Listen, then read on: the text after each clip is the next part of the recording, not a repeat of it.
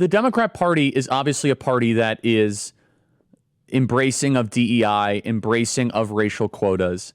We see this kind of idea of conservatism in drag, where we see in the Democrat Party where, oh, I'm a football coach.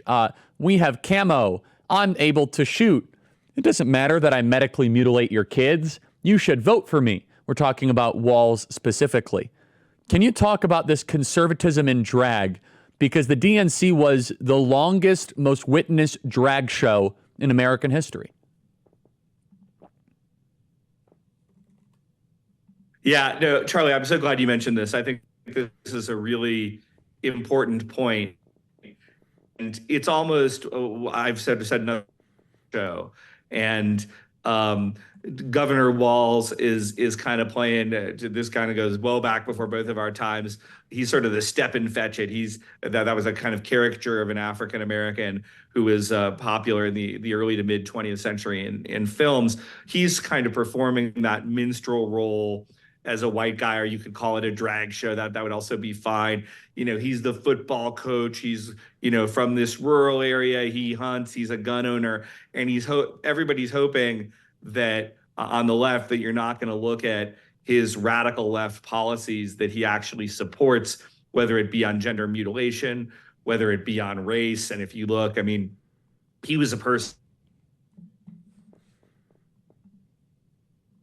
She almost lost her primary race a couple of years ago, but she had Governor Walz's support, and that was enough to put her over the top. And so really been a promoter of not just kind of typical bad Democratic policies, but he's been among sort of the worst actors on the left of the Democratic Party, and kind of don't let his drag show appearance or his minstrel white guy act fool you or fool anybody. He's a terrible actor. They chose him. Now, I'm going to ask you a question. Is Tim Walz the first ever white DEI selection?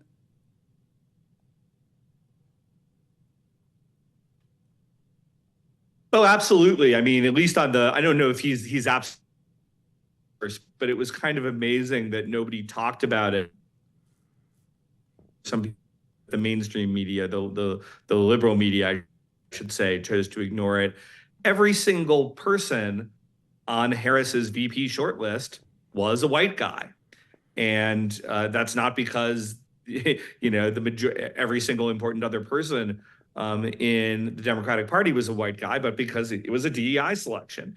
You know, they felt like they had to put this kind of, you know, happy fatherly look, at least they could paint him as that, this kind of unthreatening white guy there. And so many other areas without scaring those middle American white voters who they're very sad about existing, but they still need enough of their votes for the time being. So he was absolutely a DEI pick in my view. You know, he's the first maybe, but he won't be the last.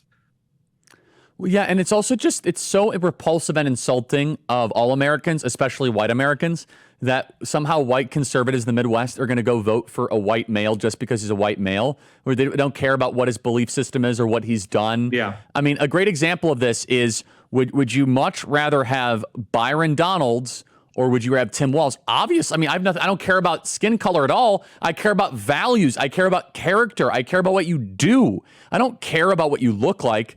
But isn't it the typical Democrat Party that they think they can manipulate white voters the same they have with other voters by just saying, here's someone that looks like you, now go give us power. 1 minute remaining, Jeremy.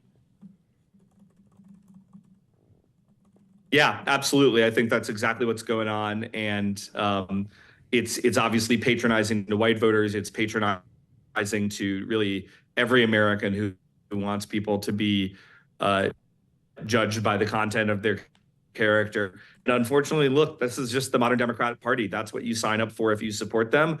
It's one of many, many reasons why I support the GOP and you support the GOP. And I hope that white people kind of reject the minstrel act drag show of Governor Walz and kind of vote for a party that's going to embrace all Americans. Yes, which is Donald Trump's Republican Party. Vote based on worldview, not skin color. It's that simple. Don't vote based on tribe. Vote based on worldview. Done. End of story. Thank you so much.